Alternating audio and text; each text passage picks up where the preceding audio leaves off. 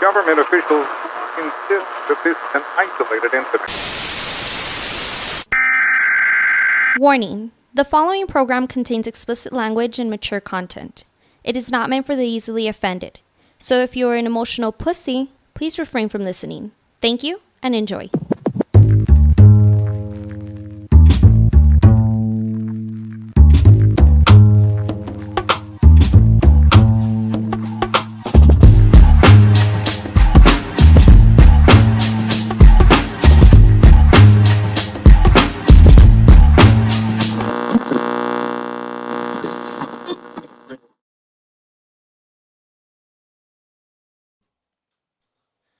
Welcome back. Another edition of the Buzz Podcast. It's your boy Cujo. Another getting closer to Christmas. Tis the season, right? That's what they say. Tis the season. Don't forget, make sure you go and follow us on the Instagram, on our TikTok now. Evidently, you're already here on the YouTube. Tell your friends, tell your mom, tell your grandma, tell everybody. Let's get some. Let's keep on pushing out these people that we have on here this week.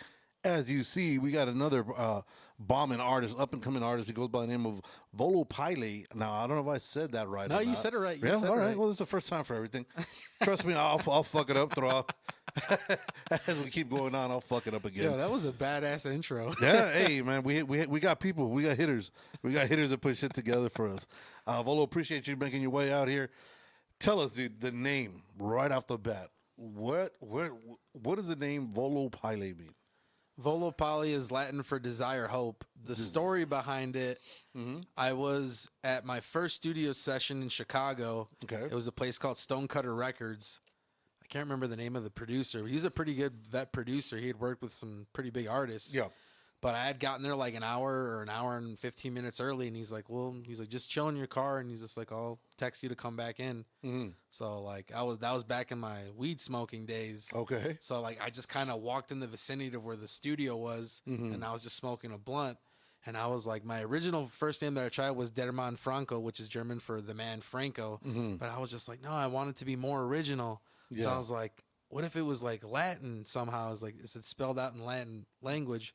So I was like, what's the Latin word for desire and what's the Latin word for hope? And it was like Volo Pylae. I was like, oh, that's dope. So why'd you decide on desire and hope?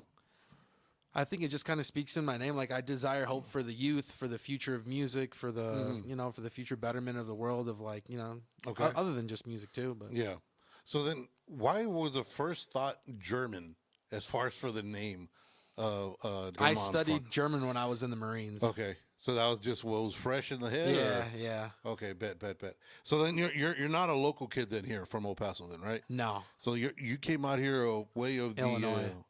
Illinois out of what was the name of the? You said it was It was a small city hick town called Sandwich. Sandwich, Illinois.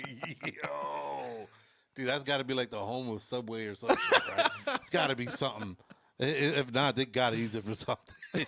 So how'd you get out? So was the Marines your way out of Sandwich? Yeah, it definitely was. What was the what was the vibe in Sandwich out there? It's just every other little small town where everybody knows everybody, and I don't know. I think a lot of people. I think it was a lot of Army and Marines guys like going in out of high school.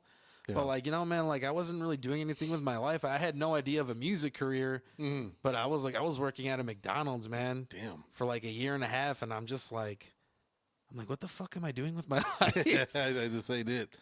Damn. So was your family members did they serve as well? I think my dad, God rest his soul, I think he was, when he lived in Mexico, he was in the Mexican military. Okay. But I think back in the day when he was growing up, it was like a necessity that you have to do at least 1 year in the military. Right. Okay. Yeah. So like my dad was like my first drill instructor. So like he made sure I cleaned my room, not just make the bed, but like, make everything nice and neat and everything organized. Yeah. And then I can remember like one day, like I cleaned up my whole room and there was like a sock peeking from under my bed. My dad's like, I thought I fucking told you to clean your room. I was like, I did. He's like, what's the sock on the floor? I was like, Dad, it's just a sock. He's like, no, it's fucking attention to detail and blah, blah, blah. Nope, it's on there. So, he was my first. So, by the time I got to boot camp, like, the yelling didn't really faze me. Like, man, I got yelled at my dad my whole life. I'm back at home. So, how long were you in the service for? About 2 years and 8 months. 2 years, name as well. Appreciate your service, man. I know it's not the easiest thing, like you said, especially No. getting yelled at and shit. Even though it felt like home most of the Yeah. time. But so, how did you end up out here in El Paso? This is such a 'Cause- funny story. I tell it to so many people I meet here in El Yeah. Paso that I was originally looking for condos in Chicago. I had found Okay. 2 that I really liked. Yeah, And with the VA home loan, they gave me an X amount of money to spend on a condo, house, townhouse, whatever. right. And I had found 2 that I really liked in Chicago. But my mom had invited me. She goes, "Hey," because we go to El Paso, Socorro, where my cousins and aunts live. And she's like, "Do you want to come to El Paso with me for like 10 days?" It's like, "It's your aunt's 70th birthday." I'm like, "Fuck yeah." Yeah. I'm like, "Let's turn up with fucking my aunt." Yeah, hell yeah. Socorro's local, man. Yeah. Socorro local for sure. So we came out here, and I had already had in mind that, like, as soon as I got back, like, I was going to get my hands on, like, a decent condo. Yeah. But, like, they weren't, like, anything big. They weren't, like, necessarily, like, super small, but it wasn't, like, the biggest thing. But, like, what I liked about it, and I'm a sucker for a good view, so both of the condos that I looked at, they had beautiful views of the city, the buildings, the lights, and I was like, this is going to be badass. And then there was, like, a giant open space, like, where the window pane was. Yeah. So it looked badass. It looked like a great view. So we came out here, and I had originally talked to my old trainer of when I get out in the Marines. He was an Army vet. I think he's like 74 now, but he's like fucking Damn. ripped Yeah. still. Yeah. And he had just got back from a road trip with his trucker friend. Okay. And he's just like, "Oh, I'm back in Texas." I was like, "Oh yeah, where at?" Like, not knowing he was going to be nearby. Yeah. He's like, "Oh, I'm in El Paso." I'm like, "Dude, I'm in Socorro." I was like, "Come pick me up." Right. And he drove all the way to my aunt's house, and he saw me. Like, I had a huge fucking guy. I weighed like almost 240 pounds when I came out here. Oh, we don't fat shame here, bro. Oh, Just talking no. Just talking out of experience, you know. I'm just saying, like, I was in like my you're- depression era. It was like, at just McDonald's, eating. dog. That's all that Hell Mickey yeah. D's. Mickey D. I Yeah, love it's all saying that that. Mickey I D's, call boy. it Whack Arnold's from Dave Chappelle's show. Whack Arnold's. Whack Arnold's. There you go. That's what I always call it. Yeah. But yeah, so he picked me up. He's just like, "What happened to you, man?" He's like, "When I left you in California, like, you were fucking ripped." Yeah. And I'm just like, depression, man, and my bipolar disorder, and it got the best of me, and inside my head, and racing thoughts, and I'm just like, I just nullified it by just smoking a lot of weed and just eating food and watching TV. Right. So I was just like, all right, well, let's go to your son's house. So we hung out at his son's house for the day, and we were just chilling, and we got to catch up a bit about my life. And then I was telling him, like, "Oh, I'm moving to Chicago. I'm gonna start losing weight and join a gym out there. I'm gonna get back into acting again." And he's just like, "Talk to me tomorrow." I was like, "Okay."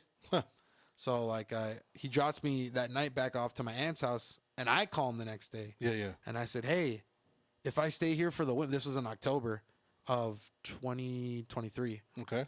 And I said, "Hey, if I stay here for the rest of October and into the end of January," I'm like, "will you train me to get back in shape?" And he's like, "Let me ask my son if you can stay at his house." And he has like 4 kids, dude. He's fucking Yeah. But like I met him. He super nice guy, Casey. Fucking love that guy. Casey, shout out to you, man. Cool as hell. Yeah. And he's just like, "Yeah, he can stay here." So they gave me like an inflatable bed up in the loft. And the first month I dropped like 15 pounds, and I was just like, "Damn, already?" But I'm like, I think it was just the water weight and just being Doing something. non-active and being super active now. Right. So I dropped 15 pounds the first month. And then the second month I dropped like maybe like 6 or 7 pounds. Yeah. And then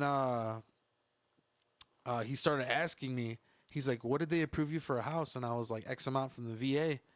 And he's like, "What's it like in Chicago?" I'm like, "They're like small, medium-ish sized condos." I'm like, "It's nothing big," but I'm just like, "This guy Gravy City." He's like, "Nah, fuck that. You can get a big ass house for that money out here in El So Paso." he became a realtor for you. Yeah, he was a realtor. Oh, no shit. When I met him, he Of was a course. retired realtor. Okay. Yeah. And so like he knew all how to get around like the curves and shit and all the Right, bullshit right. that the realtors try to get you into. Yeah.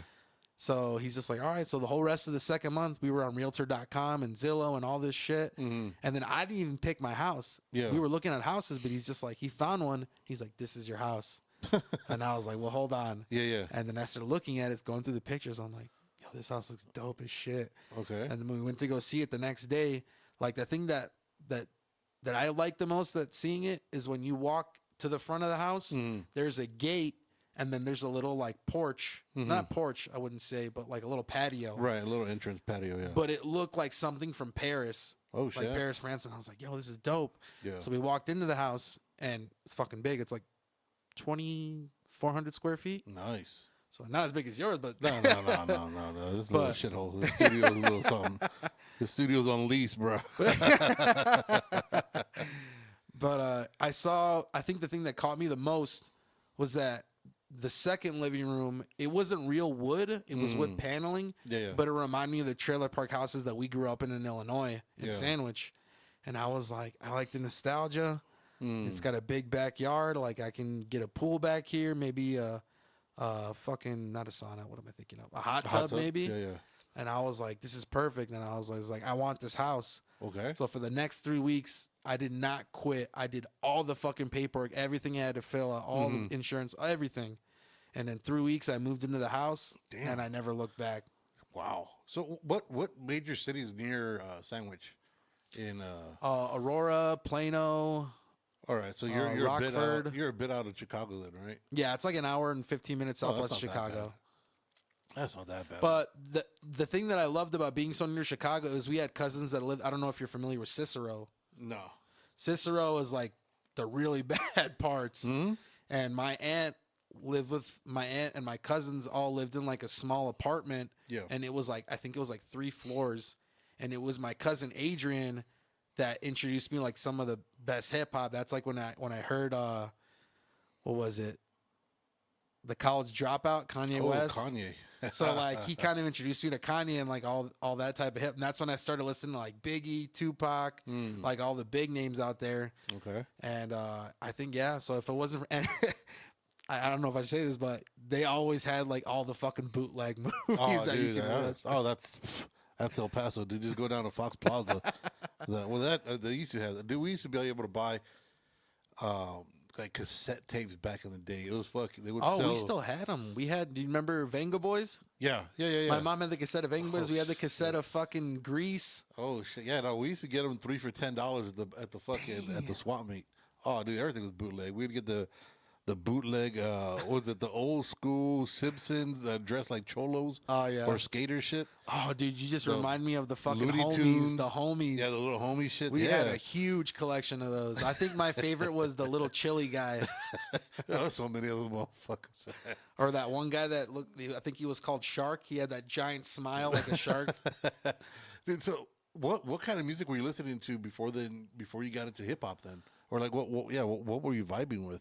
Dude, I liked all types of music, but I think what I think I listened to the most is that, I don't know if you remember them, they were called Now That's What I Call Music Volumes. Whatever. So I always try to listen to the most popular music out there. The top 40 shit. Yeah. Wow. That's what I call music. Yep, I remember seeing those. Dude, I love those so much. And I love the Disney songs so much. Oh, this is another great story I can tell. Okay. We had a room. It was my oldest brother's room. It was a very small room in the trailer park. But his room, on top of where the TV and the shelves are, there were 2 giant shelves from front to back, over like 200 VHSs. I shit you not. Really? Of just Miramax cartoon movies, DreamWorks, Nickelodeon. Okay. Disney, a lot of Disney, just like, and like when we would get bored on a weekend, instead of like, since we didn't have streaming platforms, we'd just be like, each of us, me and my 2 brothers, would pick a movie, and my brother would put his hands behind. I was like, okay, pick 1, 2, or 3, and then we'd watch that movie for the day if we were bored. Yeah. Damn. So like, I think that I give that to my dad, man, because he gave us such a big movie education. Yeah. And he wanted us to like really and like it stuck onto us so much that to this day, me and my brothers, we communicate by quoting movies all fucking day. Same. We'll say a certain phrase or a quote, and we'll go into the full dialogue of the whole fucking scene. But we're also that family that you can't watch movies with us if you haven't seen it and we've already seen it. Oh, you because we'll start quoting it, not just spoiling, but quoting, and after like 5 minutes, like, dude, shut the fuck up, let me watch the movie. So, you said that you did acting also, right? Yeah. What kind of acting did you do? Did you do like plays, or did you do? No, I was in my early 20s. It was a guy that introduced me. He was one of those. What the fuck are they called? Porn stars? No. It was for pub crawls. He was like the guy to go to the next bar. He had like the little light thing. He's like, all right, guys, on to the next bar for the pub crawl. Yeah. Okay. And his name was David Quintero. And I I think I had like a month left in the Marines before I got medically retired out. And I was like, hey, how do I get into acting? He's like, you want to be an actor? I was like, I think I can do it, man. I can pull it off. And he's like, all right. He was like, well, you're lucky. He's just like, there's a photography class at San Diego State University. He's like, send them a few photos of yourself, like selfies.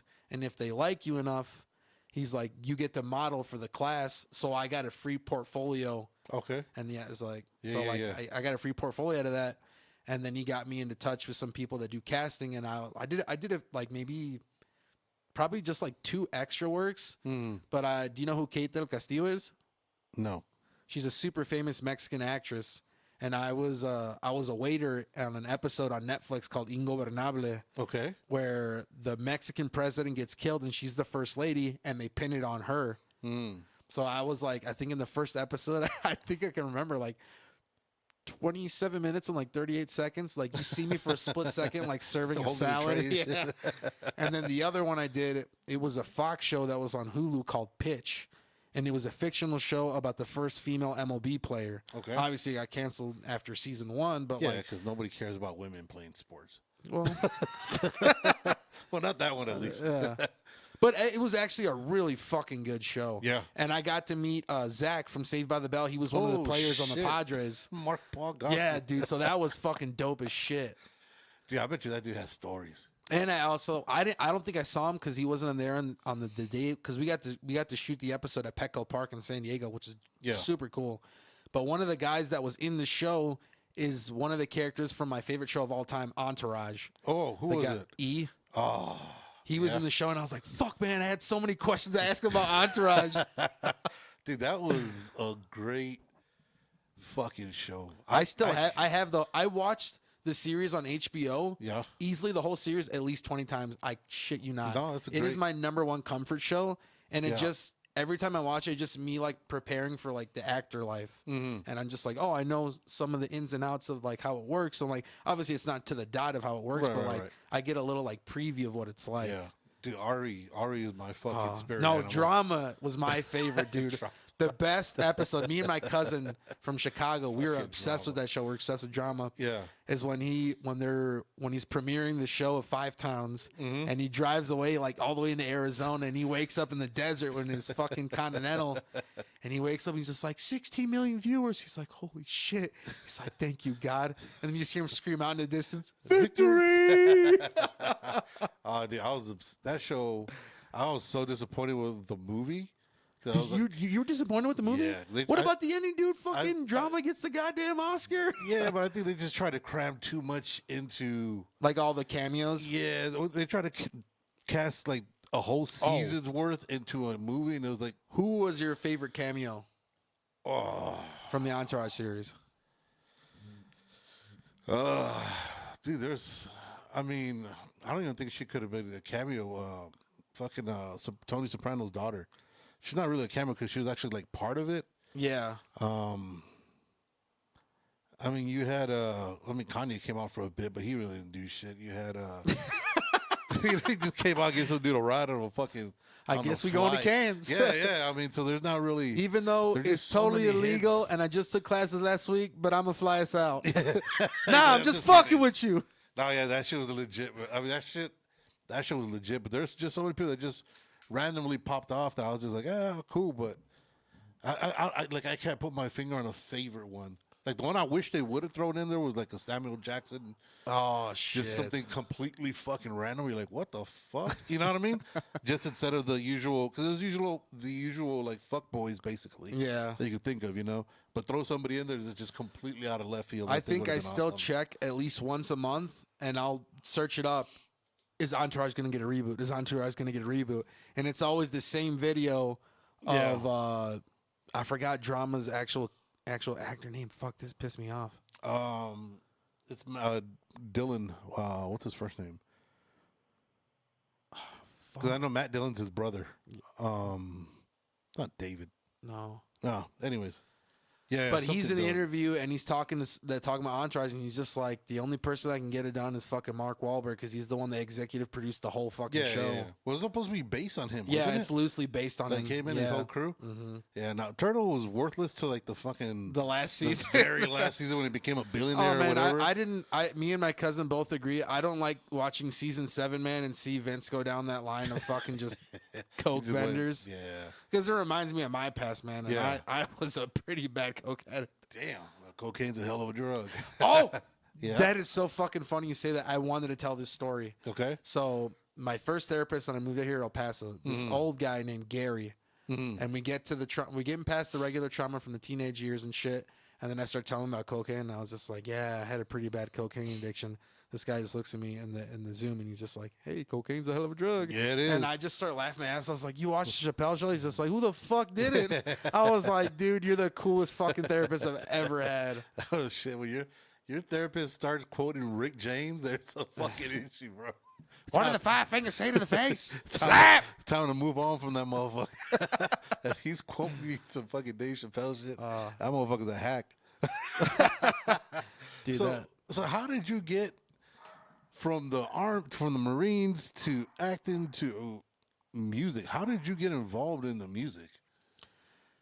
I never thought I was gonna be a rapper at all. I would never crossed my mind. Yeah. My mom forced me because she heard me always sing songs from the now that's what I call music hits. What was your go-to hit? Fuck. It's gonna be me. No, I'm just kidding. Wow. I'm just kidding. Wow. No, I think it was honestly the Fray. I really like the Okay. Fray. Okay. I like the Fray. Obviously, How to Save a Life, Look After You, Never Say Never. Not the Justin Bieber one. No. I mean, no judgment. It's a judge-free zone. So then your mom got you. She forced you into She it? forced me into choir in like 6th grade. She goes, Miko, you have to do choir. I was like, Mom, I don't want to do it. I'm just like, I'm like, it wasn't like a stage fright thing. Yeah, I didn't want to be the only guy there. And then when I realized that there were a bunch of cute girls in there, I was just like, oh, I'm gonna like this. Yeah, And once I got to like to sing to try to sing for the solos, I always got it every time. I think the first solo I ever got, I think it was the Lion King's "Can You Feel the Love Tonight." Oh shit! And I remember when my choir teacher's like, "All right, sing the song," and I was just like, "Can you feel the love?" She's like, "You got it." I was like, Yeah. "Okay." Dude, it was all those times that you're watching the fucking movie that fucking paid off back at Sandwich. Yeah. Damn. So when did you decide to go in full force into being a musician or getting into rap or start doing even thinking about putting out a song? For rap, it was when I was still in the Marines. It was my first duty station in 29 Palms, California, just straight desert. And there was this black dude that I knew. His nickname was Q. And almost every day after work, they'd be in the barracks in his room and just be a gang of motherfuckers like freestyling. And I was going in there just like the vibe. I'm like, I fucking love rap. I'm like, but I don't know how to rap. Yeah. And then finally, after being there a few times, like I was bumping my head and I was just like thinking of words to say. And then after everyone left, Q looks at me. He's just like, Frankie, you look like you wanted to say something. He's like freestyles. Let me put on a beat for you. Yeah. I was like, oh, I'm not, I don't rap, man. I'm a singer. Yeah. He's like, nah, you're gonna rap.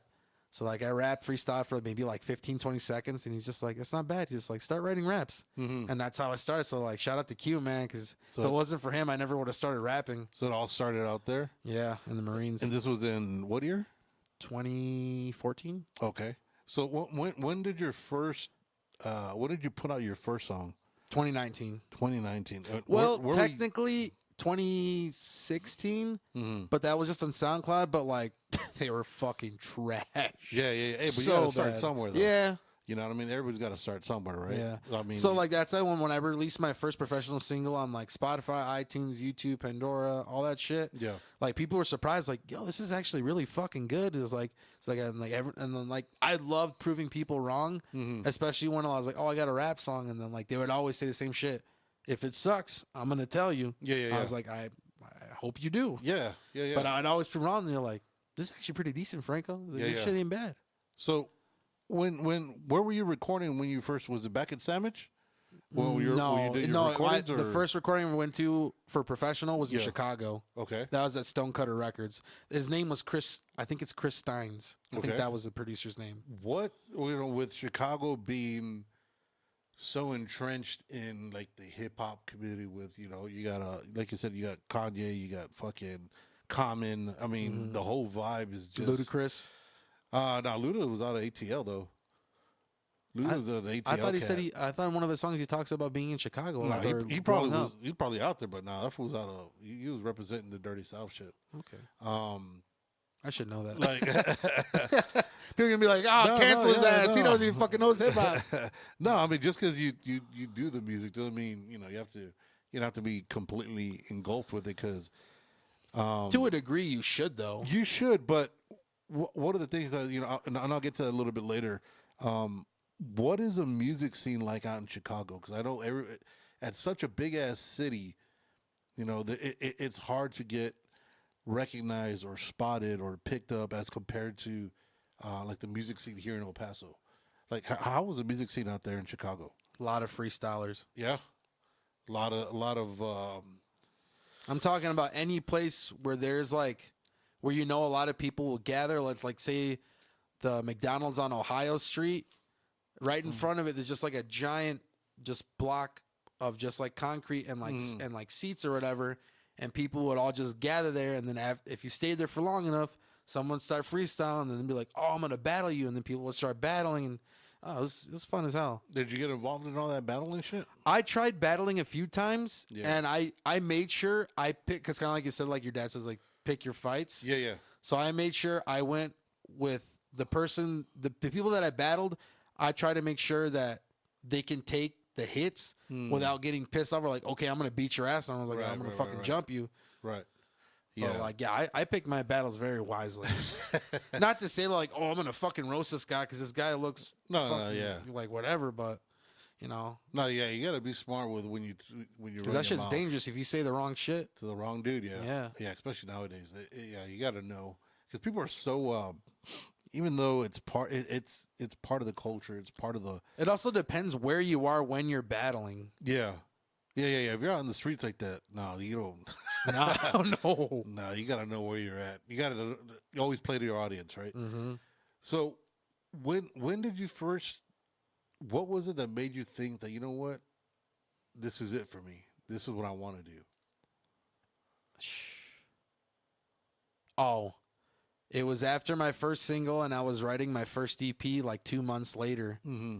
And I got medically retired out of the Marines, but I was on temporary, which is 18 months. After 18 months, they reevaluate you to either take away your benefits, lower your benefits, or permanently put you for the rest of your life. You got that money every month. Yeah.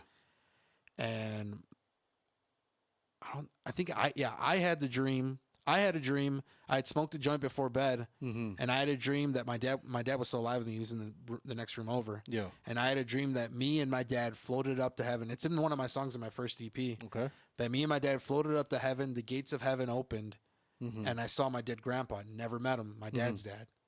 And we hugged him. We didn't say any words. We cried, slowly cried or quietly. Yeah. And then he pushed us back in the dream. He said, "Not yet." I woke up in tears. I ran to my dad's bedroom, told him the dream. And of course, my dad, being the smart ass he is, he's like, "Well, I'm not ready to die yet. I still got shit to do here on earth." And that same fucking morning, the UPS or FedEx, whatever, comes in the door, he's just like, "Are you Lance Corporal Franco?" And I said, "Yeah." It's like, "This is for you." I open up the package. He's like, "You're permanently retired for the rest of your life." And I was like, yo, if this isn't a sign from fucking God to do music, I don't know what the fuck is. Damn. Yeah, that's pretty bonkers how the world works like that, right? Damn. So what?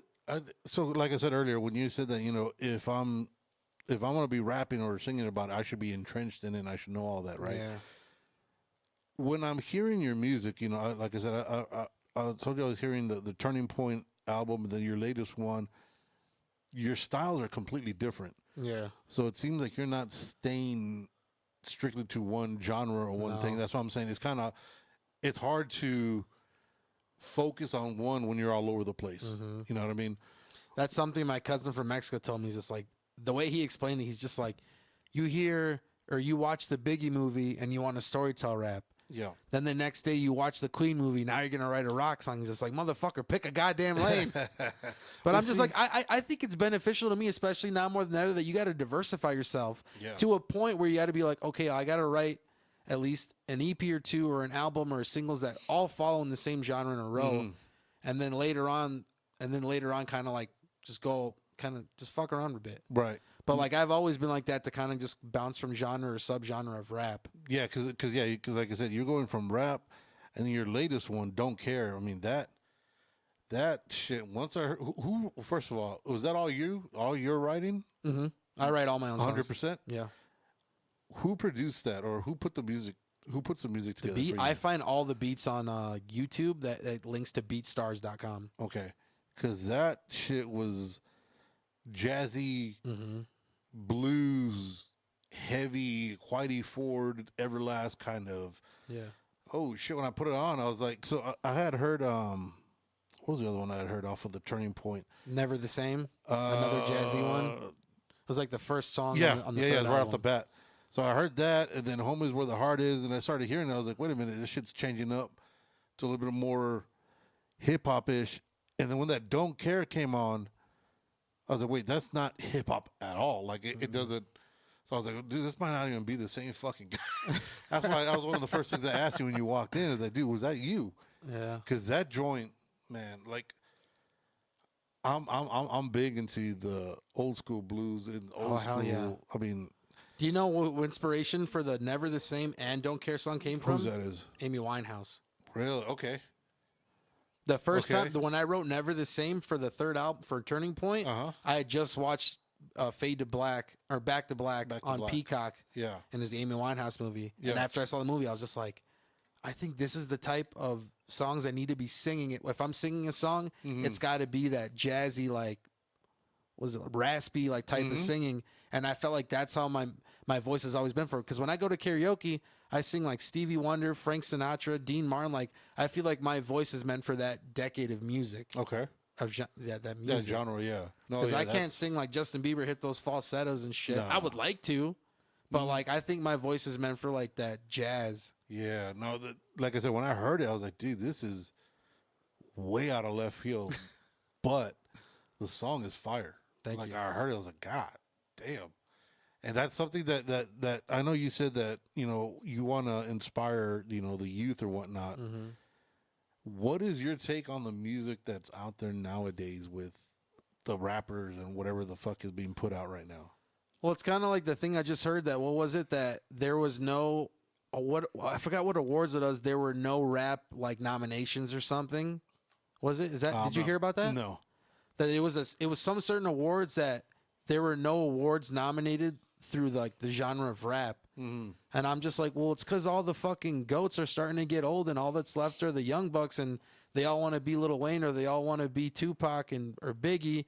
But it's like, if you want to be like that, I'm like, at least try to be more lyrical and let go of the mumble. And like, I don't have to say, dude, all the OGs say, and they're just like, No, you can't understand shit. and I'm just like, I'm like, it's okay to have fun in your music. It's perfectly fine. Yeah. Like, music is definitely meant for entertainment, but it's also to reach people and to be a voice for the voiceless. So like, if you got people that are just rapping about like the materialistic shit, what the fuck's left for like the kids and the generations to come? Not to saying that some of the young music isn't good, because you got fucking Juice WRLD and shit like that, and like that sad rap, or the sad rap music of the SoundCloud era, which was like Trippie Redd, XXX, Juice WRLD, Lil Peep. But then like I remember always seeing that interview with Trippie Redd where he's just like, everybody from my era is gone. Yeah, he's like, they're all dead, and they're like, he's like, I'm the only one left, and damn, it's fucking sad. But like, I mean, like, what do you expect, man? Like, it's not just, and it's fucking, don't get me wrong, it's fucking powerful music. But I'm like, I'm not saying they're poisoning the world, but they're like, why do you want everyone to be sad, man? We should be uplifting each other. Because when you got music like back in the day with like fucking Queen Latifah doing Unity and shit, like it had a fucking message to fucking upbring people, not bring them down. Yeah. Well, that's one of the things that we keep on harping about. Like when I had Schizo on here, Schizo B. He's a dope ass artist. Yeah. He's been putting out some shit, dude. I also had a King Next, and we were talking about all kinds of stuff, and we're like, dude, it's crazy how people forgot about what rap really is, what hip hop is. It's bigger than hip hop, hip hop. Bad Prez. But I mean, you've got to. You got to remember one of the things. Like I said, I'm a big guy on the old school music, the blues, because to get to where you want to go, you got to know where you came from. That's always been my thing, and that's the same thing with hip hop. Is that people are too caught up in, I got 50 fucking bitches. I got fucking, I'll kill 50 fucking snitches. I was like, motherfucker, you don't kill nobody. Get the fuck out of here. If you do, why? If you do, you're going to be, like, how are you going to be professing that I killed somebody on a fucking track? Because now they could use that shit against you. What was that song that Kanye says? It's like, oh, unless when rappers be killing or when they're rapping in a song. I forgot the fucking lyric that Kanye says. I think it's from Everything I Am, the song. Because everything I'm not, give me everything I am. Yeah, because, I mean, everybody, even Dre said he's not a gangster, but he was what was it, the studio gangsters, what they called them back in the days? Easy. Real motherfucking G's. Like, come on now, man. And they're like fucking, when you hear Jay-Z out here talking about, I'm hustling, it's a motherfucker, you're a billionaire. You ain't hustling. The fuck out of here! Come on, man. And then, I've watched a lot of music. I like the best. I think the best music documentaries are on Amazon about artists because I've seen the Kid Leroy's Little Baby's got an interesting fucking story. Really? And he came up hustling, but I forgot what album it was. I think it came out during COVID, like 2020, and I think it was like one of the last songs on his album. But like he spoke some fucking real ass shit. Did you catch that fucking that Diddy shit? That's going on Netflix right now, like Hot Fire. God. I was just talking about this to this guy that was hooking up some shit to my TV today. Yeah. And I'm just like, stop giving this motherfucker press, man. You guys are just keeping him relevant in the conversation. Like, just like, he already got convicted. It's like, let his fucking rot. Let him rot. That's what I said. Like, let him fucking rot. Stop giving him more fucking press. All I know is that 50 showed me that I've been hating the wrong way all this fucking time. Did you watch it? Oh, yeah. Yeah. Do you think people should watch it? I watched it to see if he had more insights, but it's the same story that's been told for the last 20 fucking years. There's nothing new. Like I thought there's gonna be more. You see, because knowing what I know about 50 and how when he hates, Yeah, and he hates hard. I remember when he would hate on fucking Floyd Mayweather. He hated when told him to read a book or some shit. They fucking. If you can read Ja Rule's six pages in a Harry Potter book. He fucking Ja Rule's comeback tour. He bought the first, 20 rows of the front row, and then nobody went. So because he owned them all. That motherfucker's at another level of hating. So when I heard he was involved, I was like, dude, this motherfucker gonna he going to tell on everybody. Like everything gonna come out about the Diddy parties, about all that shit. Oh, what's the shit they keep petitioning back and forth? Like, oh, we're going to release the Epstein files. Oh, we're not. Oh, we're going to. They're not going to come out. They're never going to come out because too many high-powered people are involved. Same thing with the Diddy tapes. The Diddy is the Black Epstein. It's basically what it was. He fucking drugged everybody, fucking raped them, and then fucking videotaped it so he could have power over people. And that's how he is where he is. Same story, different area, different type of people. Everybody's scared of this motherfucker. Yeah. You know what I mean? And this from somebody who's just dancing in fucking videos. I honestly think he had something to do, and I've said this many times before, he had something to do with killing Biggie. Oh, for sure, 100%. I mean, he understanding was. I think what it was that when Suge gave Tupac Death Row East, I guarantee you, if they both would have lived longer, they would have fucking squashed the beef. Oh yeah, and they would have came out stronger. Oh yeah, they were homies. But I think somehow, I don't know if it's it's fucking Diddy, crazy to think that Diddy and fucking Suge were just like, let's kill our partners. Yeah, that's. I mean, who's the one that said we're worth more dead than you are alive? Yeah, and that's fucking true. I mean. All the sales fucking skyrocket. I mean, how many albums? What was that song? It was like the last song on Biggie's Life After Death. You're nobody until somebody kills you. Yeah. Yeah. Yeah, it's fucking true. And think about how much money they've made off of these dudes since. I mean, fucking Pac put out like 3 albums after he died. Fucking Biggie. He had like 7 posthumous albums. Yeah, there's so much shit, and then they were saying there's a lot of, again, rumors or whatnot, right? Right.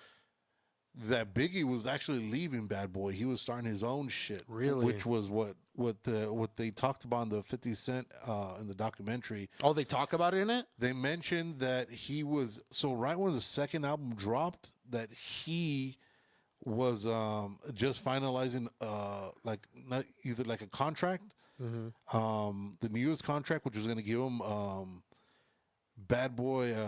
It was another like a leak off of a Bad Boy, because he was going to try to push Junior Mafia, Little C's, Little Kim, all his little clique. He was going to try to push them, and he was going to start his own label. And after he died, I mean, I think the dude who was in charge of the finances for Puffy came out and says, like, well, after he died, and before the contract came out, he told me to go back into the contract and change shit. To first of all drop more, because he was supposed to get a certain amount of royalties or whatnot. It's like, so say for example, if it was 40%, he said, "Nah, go back in there, change the wording, put it to 10." So that way he keeps all the money, and it's just so much shady shit. But I mean, that's the snake that you get in bed with. Yeah, you know what I'm saying. But that's that's what the music business is. When with you being involved here, when you're seeing the music scene here in El Paso, do you see any shit like that, or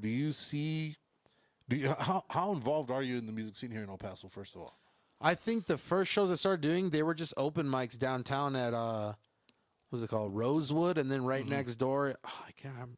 It was Rosewood, and then a bar that was right next door. It was like 2 bars in a row, and then there was a restaurant.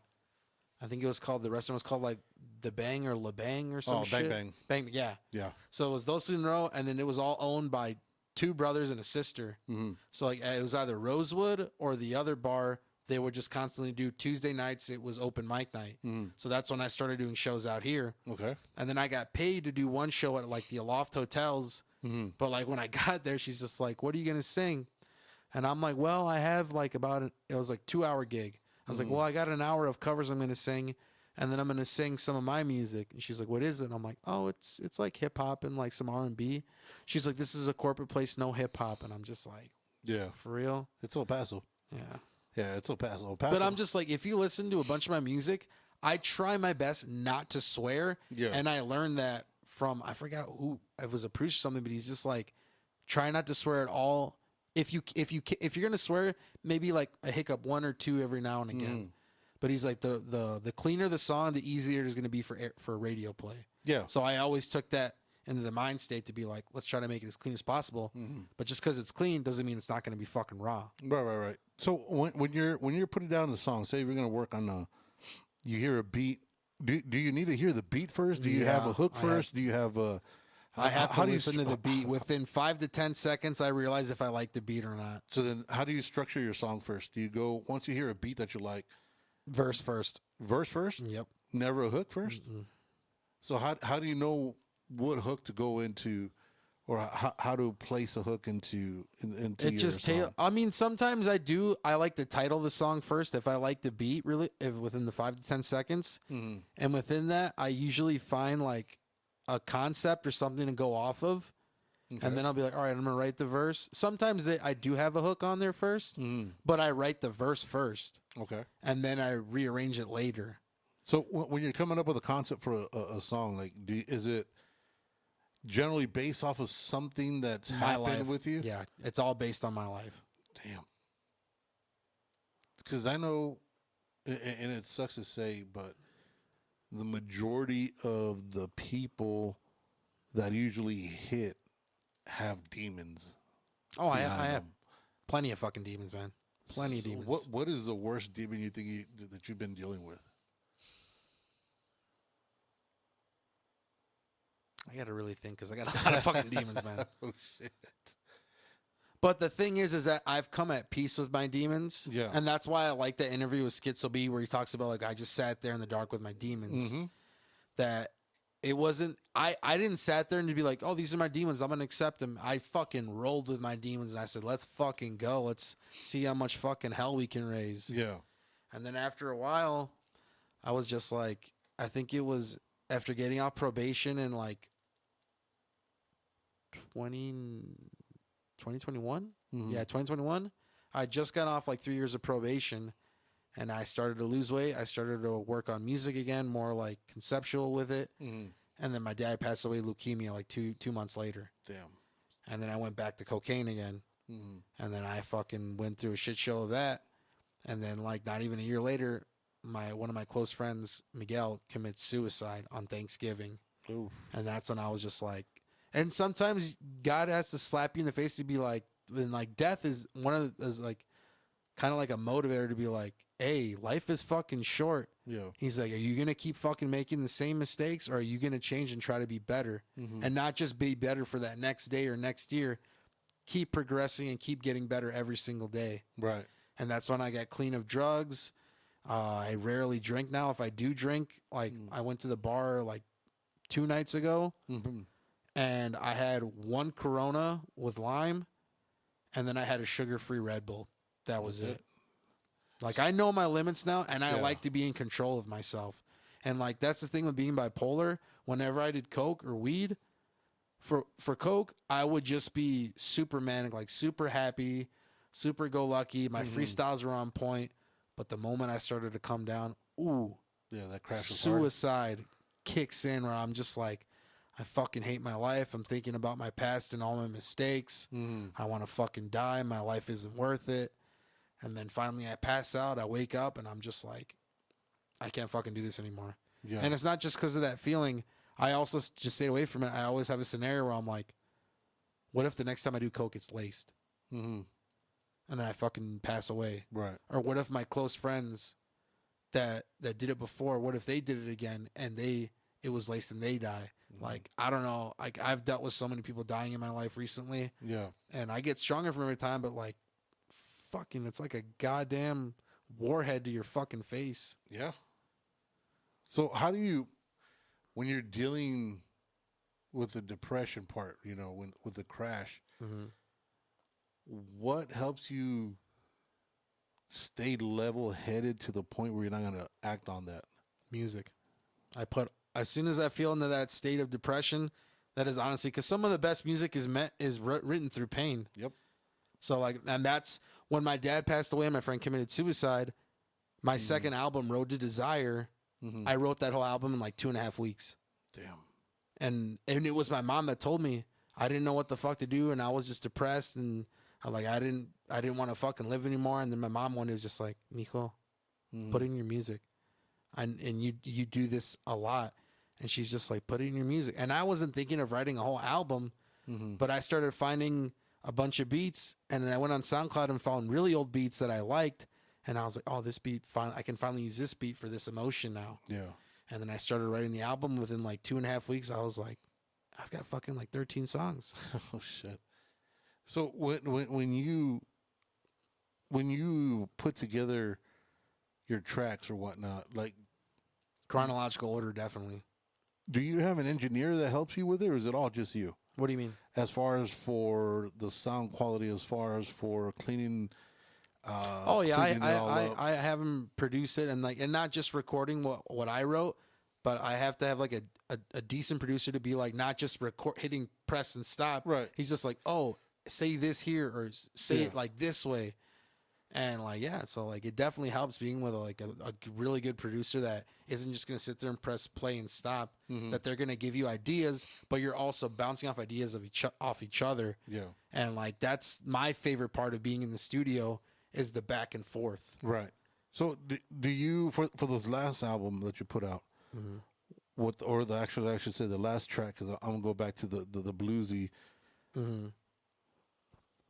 Was that a producer who was here local that worked with you on that, or was that just all you? That was all me. Well, I recorded the demo myself on BandLab. Yeah. But I also had the premium edition, and I had a friend named Nico of War Music back in Illinois, and sometimes he would mix it for me for free, And then I ask advice, like, well, how do I do that? And he just kind of like hip pocket classes, like for like a couple minutes.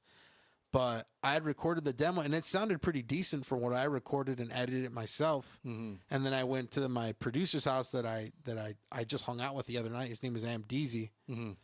And we recorded it at his studio, and I paid for the mixing, the mastering, and like just recording it there. Yeah. And it was a good recording. But I didn't like the way he was trying to get like too raspy, too like that. And I was like, I don't want it to sound completely like that. I'm like, he gave a lot of good notes, and I edited of what he said, what he put on his version of my song, and I added it and edited it to my version of when I recorded the demo. Okay. So when it came out, of course, the next day he calls me. He's just like, is that my version? And I was like, no, I kind of used my version, and I kind of used some of your shit that you showed me. Yeah. I'm like, but I still paid him the money. So like, Right. No, yeah, because like I said, it's completely different. So when somebody were to ask, who is Volo Pylae as a musician, what do you fall under? damn, that's hard. Like, what do you mean? Yeah, like what do you say? Oh, I'm a fucking rapper. I'm a fucking, because I know you did reggaeton rock. Yeah. You did some, I threw some reggaeton on. I threw some, which isn't too I think I would say like an MC of a jack of all trades. Interesting. Yeah, because even Sean Paul did a fucking Spanish reggae Did he? song. Yeah, called Punky. I don't think I heard that one. Yeah, check it out. It's called Punky. It's pretty. Is it from one of his albums, or was it just single? Dude, I think it might have been a single. Right after he dropped "Give Me the Light." Just give me the light. Yeah, after he dropped that album, maybe Was Give Me the Light? Is that the one that also had Temperature on it? No, Temperature was a little bit later. I think. Oh. I think that was another album, or 2 albums later. But yeah, no, Give Me the Light's one that started all that shit for him. But yeah, Punky, it's kind of it's silly, but it's a good fucking song. It's a good song. It grows on you after a while. Yeah. It fucking just grows on you. That's one thing I've always hated but loved about the industry. Yeah, Is like when someone releases a song and it's just like, oh, you first hear it and you're like, it was all right. And then that's the one that's the start on iTunes, the one that's most streamed, and then it grows on you and you're like, fuck, man. Yep. Yeah, no, there's always that one that just got to get. It's just catchy to you somehow, and that's why you put out whatever. You hope people buy the album, which is something people don't do much anymore. It's just all singles. You buy the album, then you listen to the fucking hit shit that's on there, like the good shit. And I see that's how I listened to music before.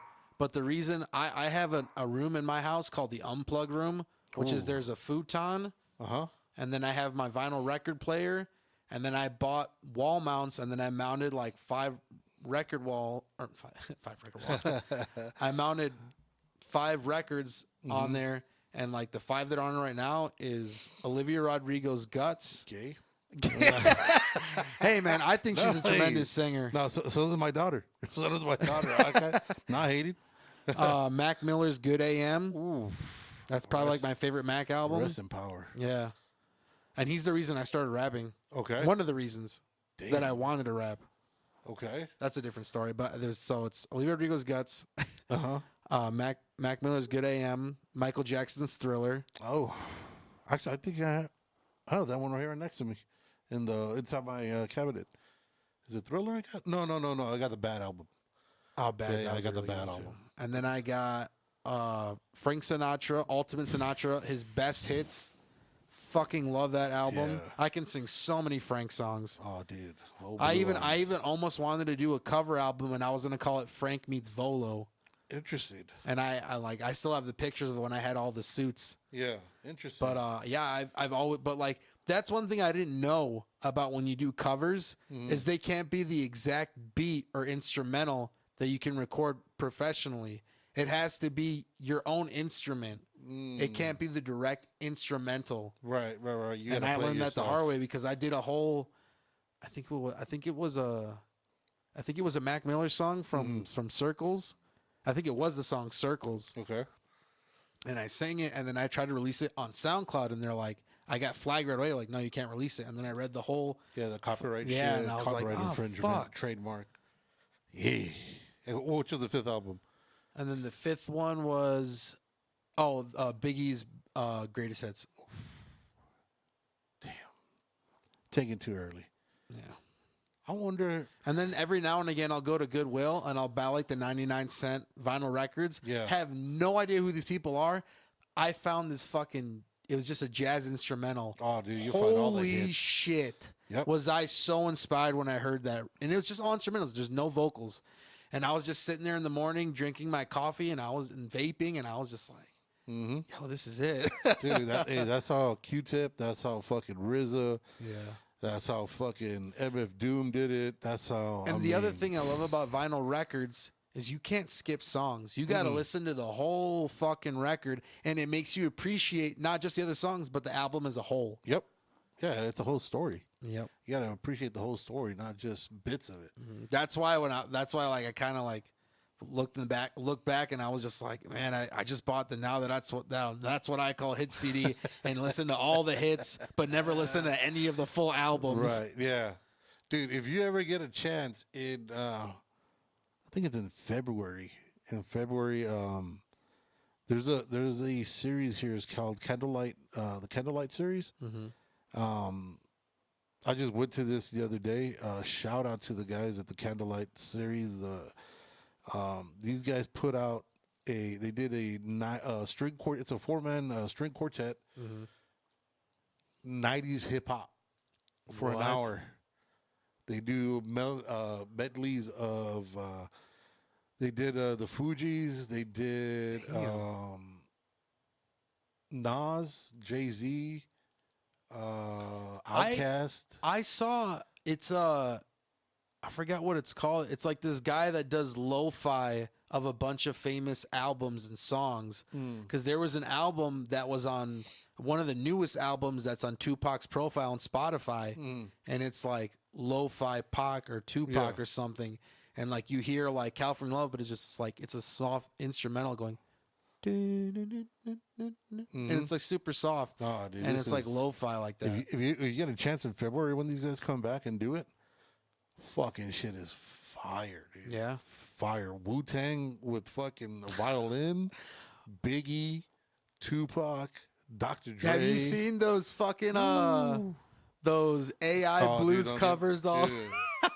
I got lost in that shit for like 3 days, listening to that shit religiously because that shit was fire. You know what I loved before the AI stuff was that when people say that legends never die, is there all the newer songs from like the early 2010s, and then they put lyrics from a different song from a legend, and then they put it on that beat. Yep. And that's what I truly think what it means, like legends never die. Yeah, 'cause that they're their lyrics universal. can match any fucking beat. Oh, dude, you're universal. Put Rakim. Oh yeah. You put Nas. You put fucking Big L. Big Daddy Kane on any of these Big tracks. Pun. Oh. Did in the middle of little DVD will be riddled to men who didn't do diddly. That dude, if he didn't eat himself to death, that dude would have been fucking crazy. Yeah. Well, you would hope, right? Because the firestorm that he came with is hard to maintain. You know. Oh, yeah. Same thing with Biggie, and it's not, and it's sad to say because was Biggie that legit? Or was it because he died that made him extra like God level? You know what I'm saying? That's kind of the question that you kind of pose to sometimes. That's when you kind of gotta like think it kind about of sucks to think like he kind of manifested the way he was gonna, because this was his first album, Ready to Die. Yeah. And then before his second album drops, Life After Death, fucking dies. Yep. And then his posthumous album, Born Again. Born Again. Yeah, it's so wild. Like even like, and I'll say this to the day I die. Like with Selena when she died. Oh yeah. I think what made her famous was that she died. What was that she died? Yeah, because I think if I remember correctly, not everybody was fucking with her when she was alive. Well, I think it's because she was more Americanized. Yeah. Well, she didn't speak Spanish. Yeah. So till later, she finally started learning it after she's been singing it. But when she passed, I think that's what made her the icon, Selena. Because when she was just Selena, she was just some bitch that would sing. Did you hear recently that the woman that killed Selena was on parole, and they're like, "Fuck you! You Yeah. killed Selena. Stay in fucking prison." Yeah, well, she kept on dangling the carrot that said that, well, I know who really did it. Well, like, well, who did it? I can't tell you. Then shut the fuck up. You know what I mean? It's like, come on now. Don't be playing. You'll be playing with all these people who love this lady. Homie, don't play that. Yeah, then let her be, man. Let her soul rest, dude. Yeah. And then Hollywood just went fucking schizo on it, dude. They just went. Did you see the Netflix series they made? No. It's pretty good. Is it? No, I never. They even just recently released another. It's not a series; it's a documentary, and I think it's called Selena and the Dinos. Yeah. I'm waiting for my mom. My mom's gonna come visit me from Illinois. That's what is gonna come out next month. That's what you guys are gonna binge it. No, next month. Yeah, my mom comes next month, and we're gonna binge it. Damn, that's the way to go, dude. If you're gonna do it, you gotta do it with your moms, or somebody who's gonna appreciate it, I guess. Well, my mom fucking jipped me out of it because when the Selena, the Selena series that came out on Netflix, we watched like the first season together. Yeah. And then when the second season came out, I think visiting a friend or something in a different state. And when I come back, you ready to watch? She's like, "Oh, I finished it." I'm like, "What the fuck, mom? Like you couldn't wait for me?" Hey, you took your time, boy. You see, you got to remember, boy. Well, these Mexican moms, you're on their time. They don't wait for nobody. You're on their time unless they need you to fucking physically turn that shit on. If they know how to do it, no man, it's a free for all. All right, dude, so now we're gonna get to the point. It's one of the funner segments that we get to do on here. Oh shit! It's called 10 Shots, No Chaser. This is gonna be the Volo Pylae edition. The gist of it: 10 quick questions. First thing that come to your mind. Throw that out into the earth. See what happens. Cool. All right. Not sure if I'm ready. It's not that bad. I'm not a professional. Seems pretty professional. It's all smoke and mirrors. Smoke and mirrors, baby. It's all my son who set all this shit up. All right. What's the moment you realized music wasn't just a hobby for you? It was your way out. Damn. Wait, say that again? What was the moment you realized that music wasn't just a hobby for you? It was your way out.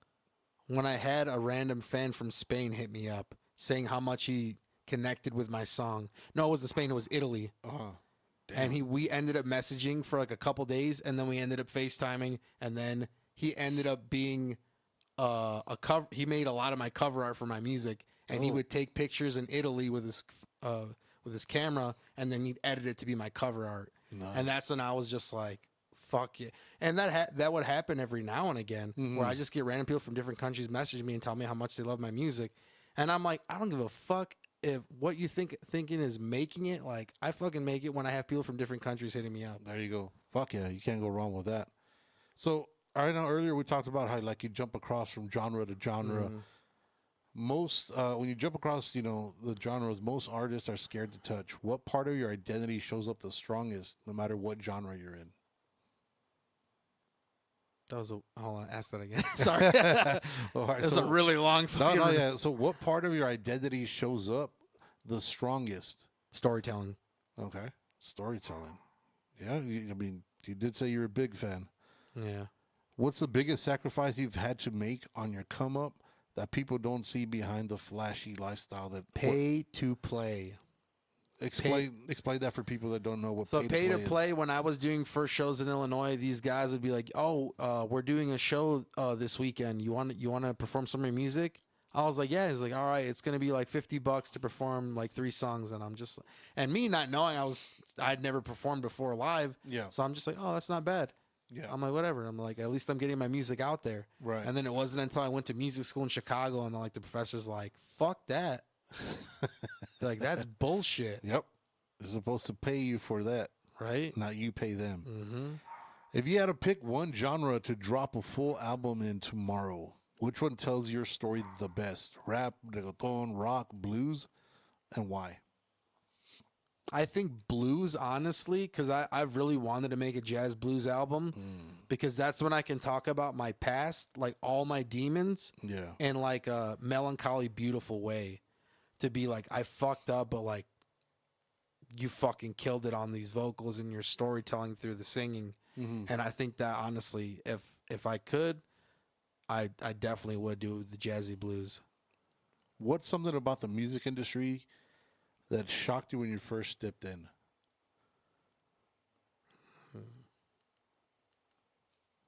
The fake love.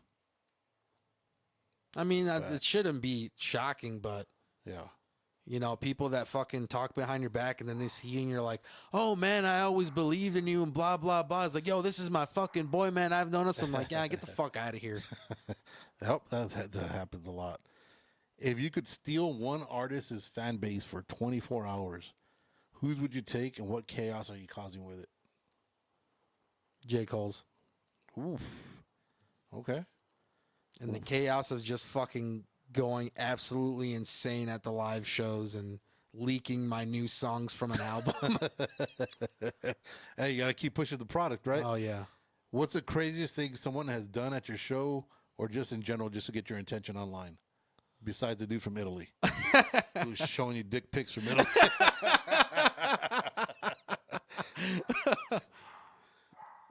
Damn. The craziest thing that, Yeah. that a fan? Yeah. Oh, it was actually not too long ago. It was this year that I was performing songs from the album I told you wrote, The Desire, the one that I wrote in like 2.5 weeks. That I performed a song called I'll Endure. And it talks about like the struggles of like just growing up and growing pains and dealing with family members dying, friends committing suicide or accidents of death. Yep. And I just talk about like trying to stay away from all that and trying to be in a place where we can heal each other and talk to each other, not just as this like peers, but like as, well, I guess as peers too. But this dude was just walking by Rosewood, and he heard me singing, and it was I think it's like a melodic rap. Okay.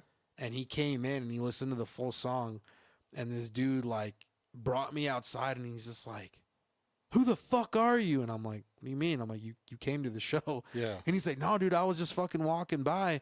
And then like he's giving me like props and shit about my music. Then he starts going on some tangent. He's just like, can you talk to my kid because he's really shy in front of people and making music or some shit? And I'm just like, dude, I'm fucking like drunk. Like, I can't talk to you about this right now. I'm like, I'm going to give you some bad information because I'm fucking drunk. Yeah. But that was fucking crazy. Interesting. All right. Which genre version of you is the most dangerous? The rapper you, the reggaeton you, the rock star you, or the blues singer with a broken heart you? Definitely the blues singer. You can't go wrong with blues, bro. No. If you had to battle rap your younger self, who's winning and what's the first bar you're cooking them with? From like my newer songs, what I'm cooking them Yeah, with? yeah, yeah. Oh, Yeah. shit. Your new shit compared to the old you, the young you. I think it's still on SoundCloud. I made a remix to Rap God when I Okay. was like 21. It had some good bars in it, Yeah. but the delivery was trash. So I think what I would destroy him now with it. Damn, I gotta really think. What I destroy him with. This is fucking. I'm telling you. You got some brain teasers here for you, bro. Yeah. It's not all just a walk in the park. I'm not all just looks. Oh, I think I know a good one. It's not so much of like a big like hit Yeah, against yeah. them, but I'm trying to think of the song. It's from my EP for the Love of Boom Bap, and it's called Eternity. Mm-hmm. Oh, Mama Journey.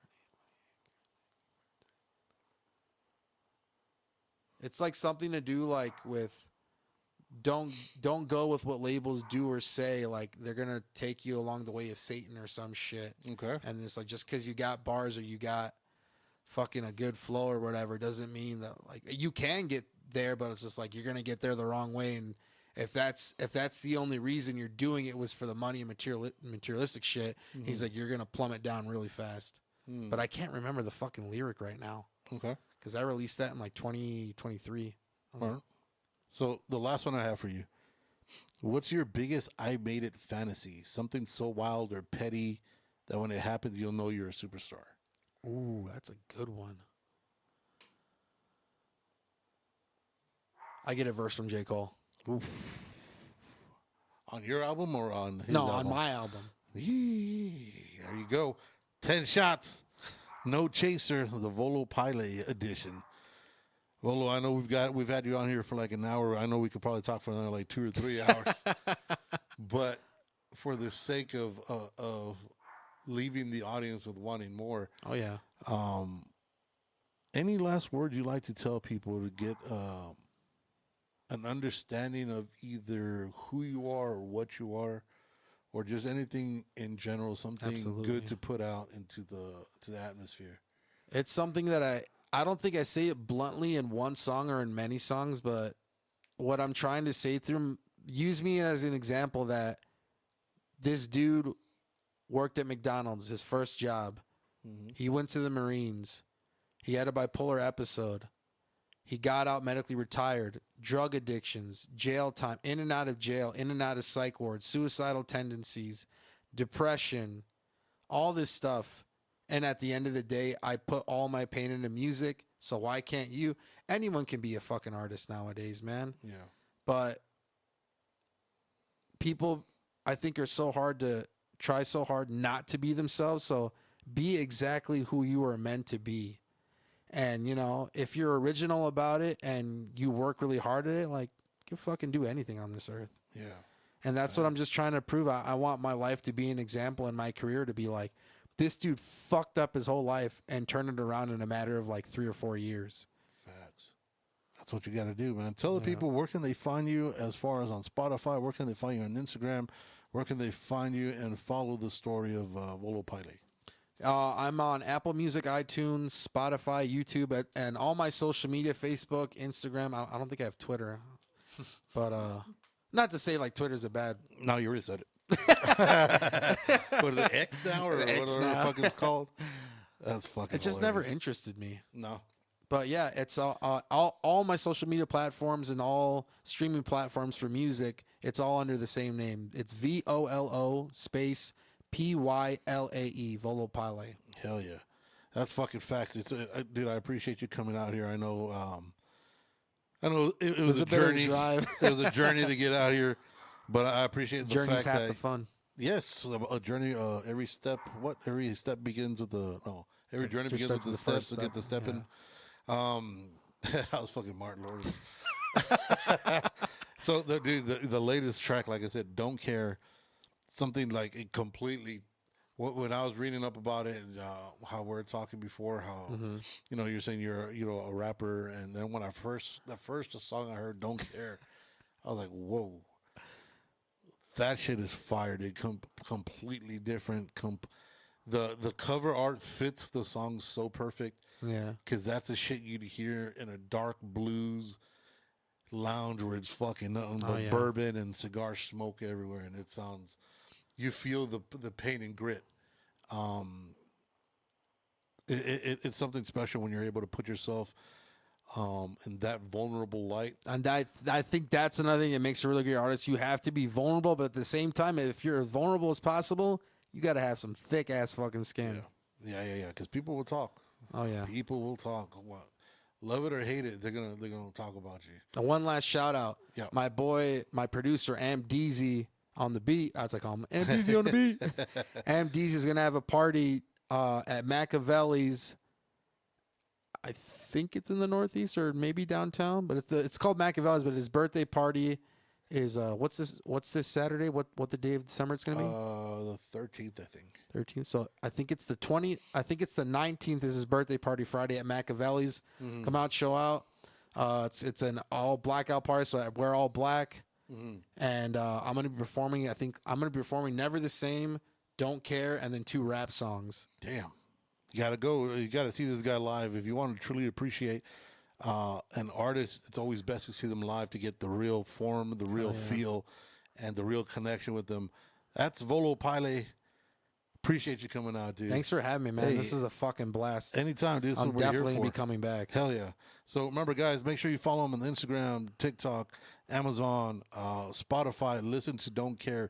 Listen to it over and over again. I'm telling you. Hell yeah. If you're into real music, this shit's going to fucking touch a nerve. Listen to the words and get back to us. Let me know what you guys think. Till next time, guys, don't be an asshole. Don't be a dick. Deuces.